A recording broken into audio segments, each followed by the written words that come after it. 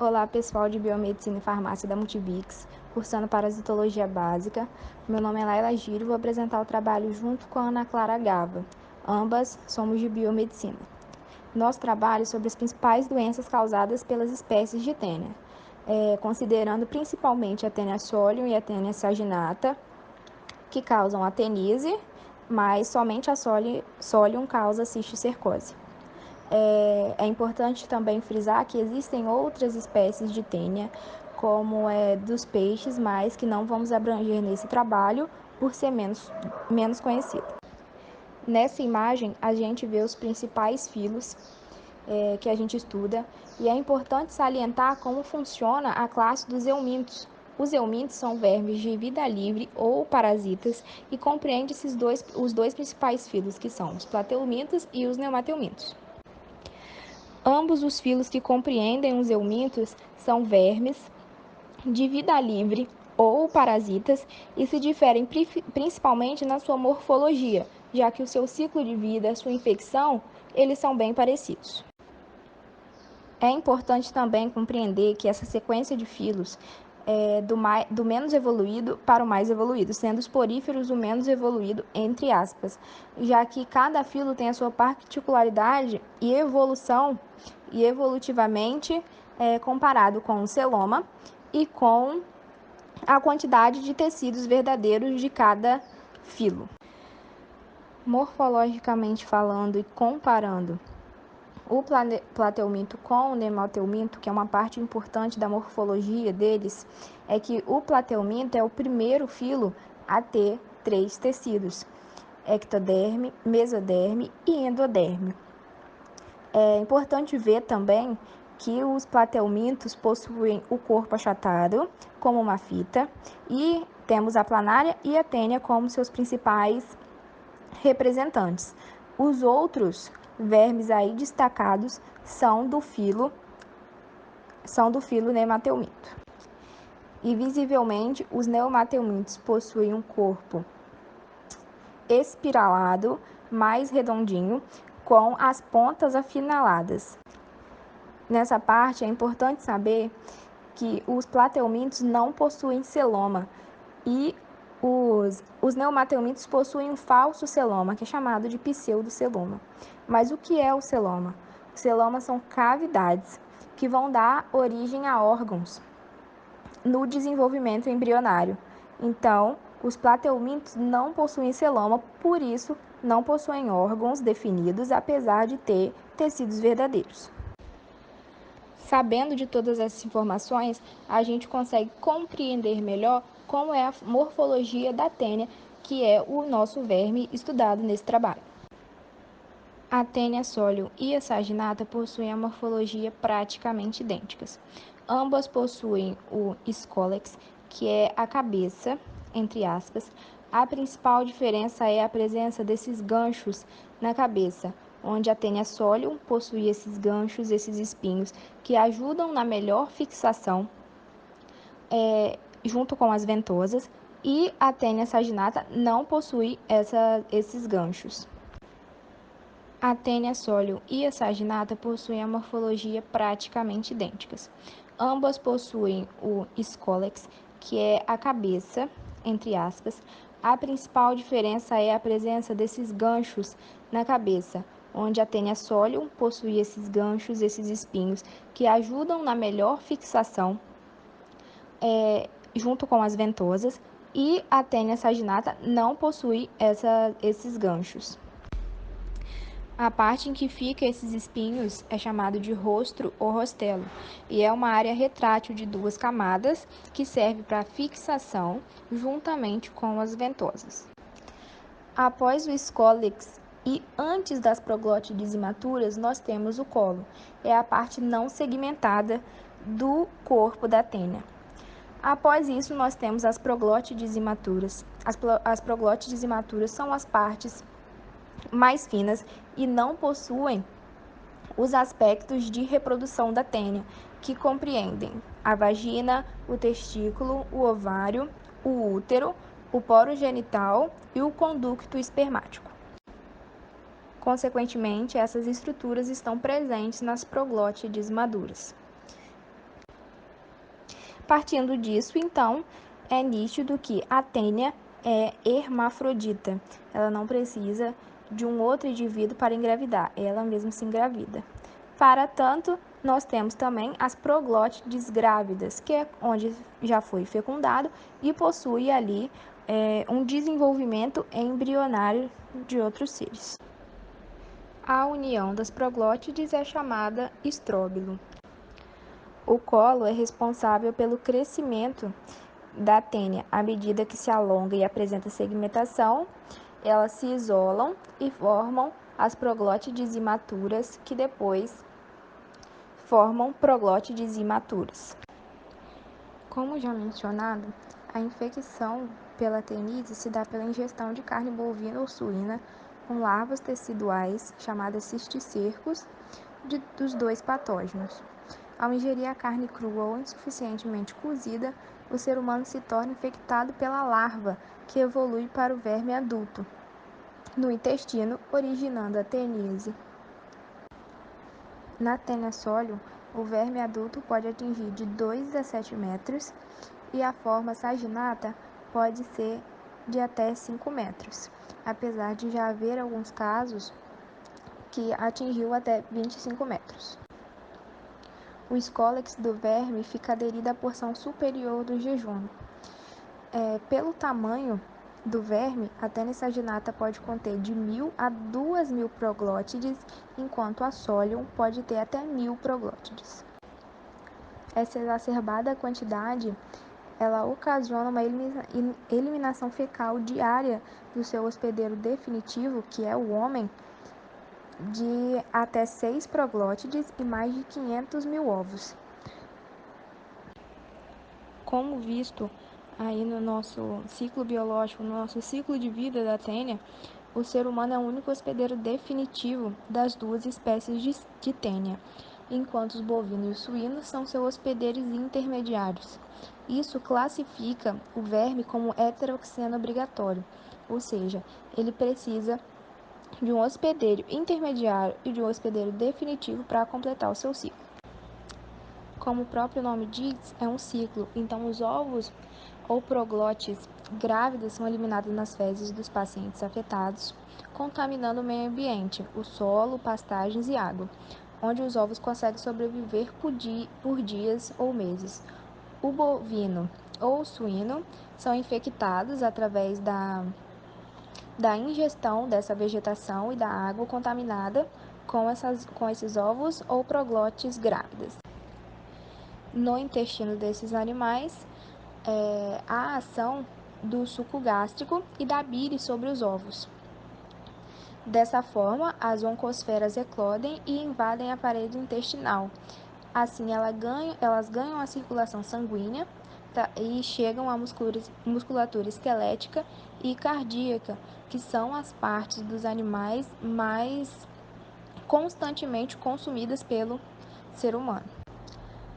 Após as oncosferas eclodirem, elas formam a parte larvária, que é o cisticerco, e seguem seu desenvolvimento e adquirem um protoescólex, que é um escólex menos desenvolvido. Assim, torna-se infectante para o ser humano cerca de 60 dias depois. Em bovinos e suínos, o cisticerco pode sobreviver por anos. Diferentemente da teníase, apenas a tênia solium pode ocasionar a cisticercose. A cisticercose é a contaminação humana pela ingestão acidental de ovos ou proglótides que leva à formação de larvas no organismo do hospedeiro definitivo, que é o homem. Então, na teníase, o hospedeiro definitivo, que é o homem, consome a larva do verme e desenvolve o parasito adulto no seu intestino, mais especificamente no jejum. Já na cisticercose, o hospedeiro definitivo, que também é o homem, consome os ovos ou as proglótides do verme e por isso desenvolve a larva do verme. No ciclo biológico da cisticercose, o verme adulto da tênia presente no intestino do ser humano libera proglótides repletas de ovos que são liberadas nas fezes humanas. Dentro dos ovos está o embrião. Nesses ovos, há a oncosfera, que são os embriões com 6 pequenos ganchos. A oncosfera, elas são espalhadas no meio e podem ser ingeridas pelo hospedeiro intermediário, que é o suíno, e quando ingeridas, acabam sendo liberados embriões, pela ação do suco gástrico e da bile sobre as oncosferas.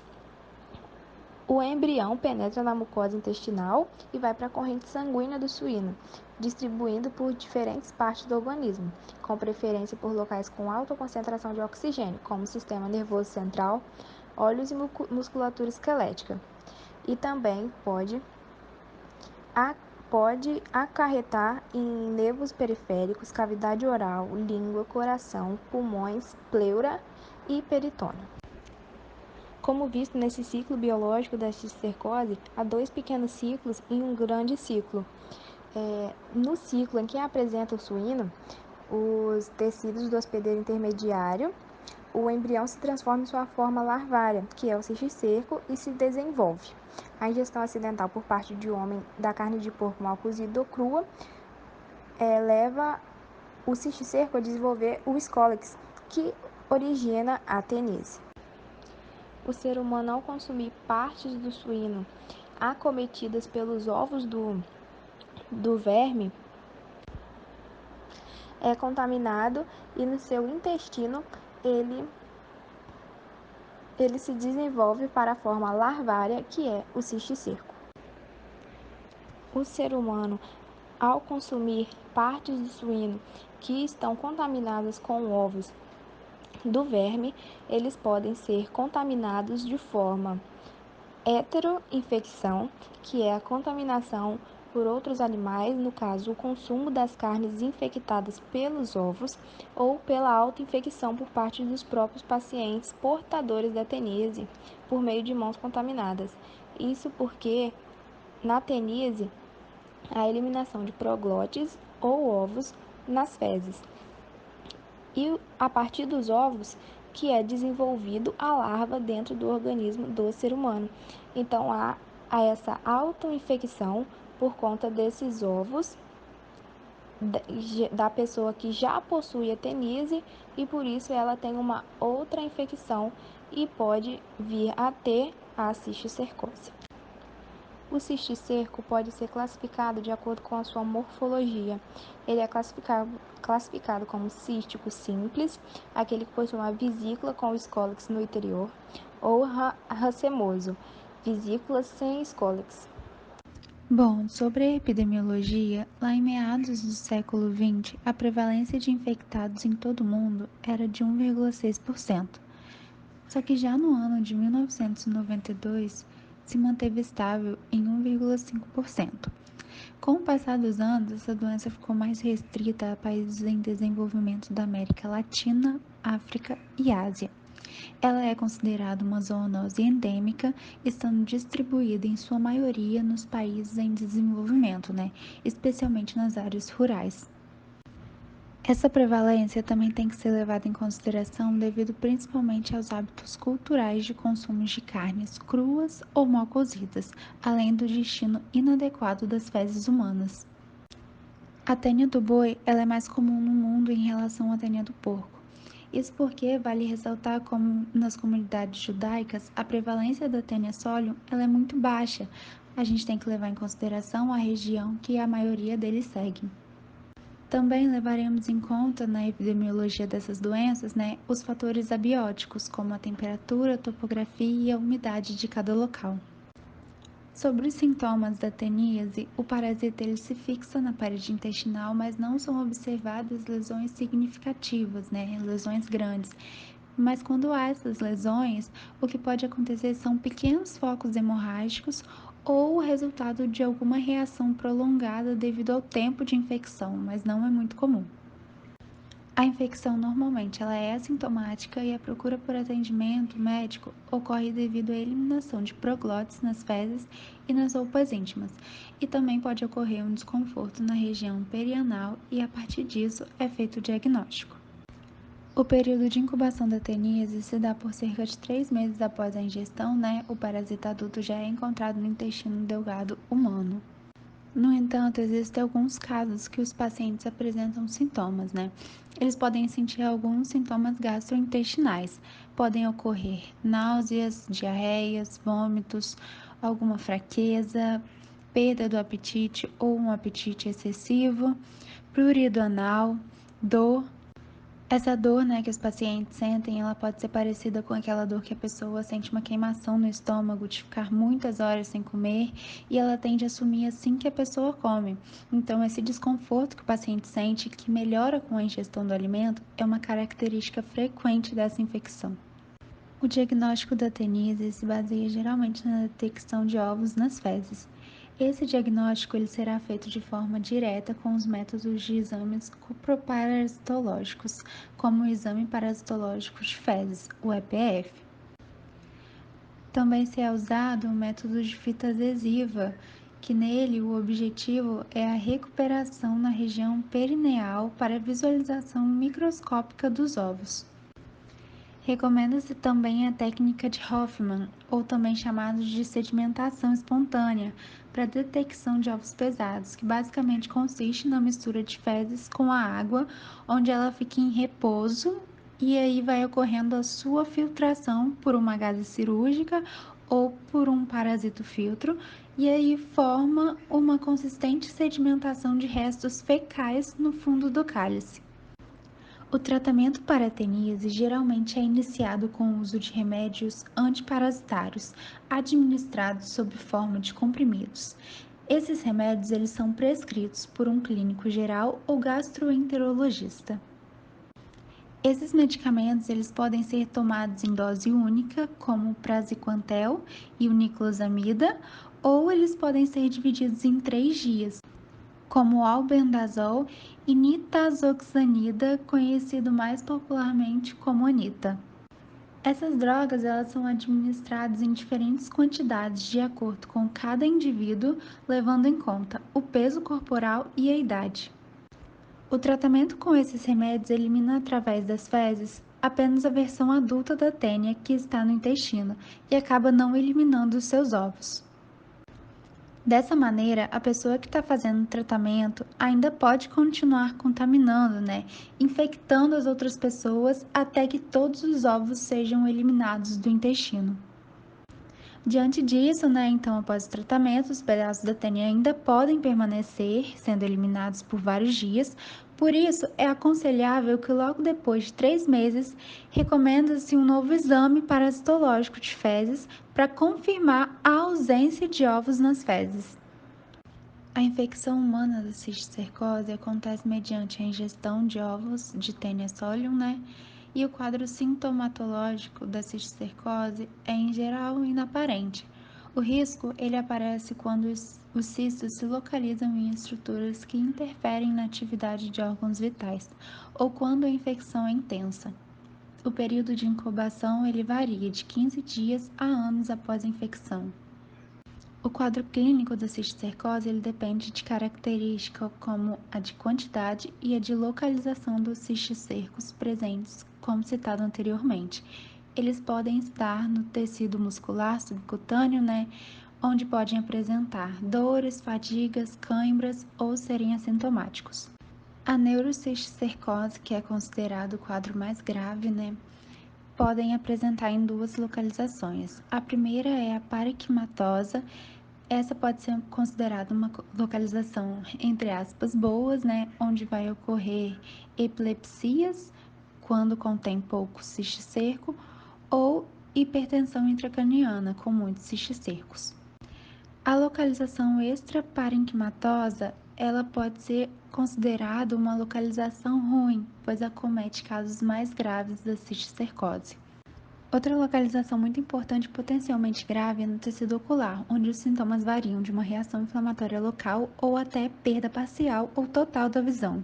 Os principais métodos utilizados para o diagnóstico da cisticercose, por exemplo, são os exames como raio-x, a tomografia computadorizada, que ajudam a visualizar a localização do cisticerco na musculatura e no sistema nervoso central. O diagnóstico laboratorial é de suma importância para a detecção da cisticercose. Existem vários imunoensaios enzimáticos, mais conhecidos como ELISA, de captura de antígenos parasitários em amostras de fezes que proporcionam diagnóstico com grande sensibilidade. Também são usados de hemaglutinação indireta para o diagnóstico. O tratamento para cisticercose geralmente é feito com alguns medicamentos igual ao da teníase, como o praziquantel e o albendazol, sendo esses medicamentos antiparasitários orais. Além disso, é usado corticoides para reduzir a reação inflamatória. Um dos mais conhecidos é o dexametasona. O uso de anticonvulsivantes em alguns casos torna-se necessário para o tratamento para evitar convulsões, visto que cerca de 62% dos pacientes desenvolvem epilepsia secundária ao parasitismo do sistema nervoso central. Conforme a gravidade da doença em consoante com o estado de saúde do indivíduo, faz preciso cirurgia para retirar o cisto que está causando problema. Algumas medidas de controle para a prevenção da teníase e da cisticercose é a melhoria em condições sanitárias, melhoria no saneamento básico da população, educação sanitária e medidas educativas em níveis populacionais. Além disso, a prevenção da infecção por porcos pelos suínos pode ser obtida com a eliminação do acesso deles às fezes humanas, para evitar a heteroinfecção. Após nossa apresentação sobre a tênia, a gente vai deixar aqui 3 questões para vocês responderem. Então é isso, gente. Espero que vocês tenham gostado, compreendido o que a gente falou, os nossos tópicos, compreendido também o slide, E espero que tenha sido de bom proveito.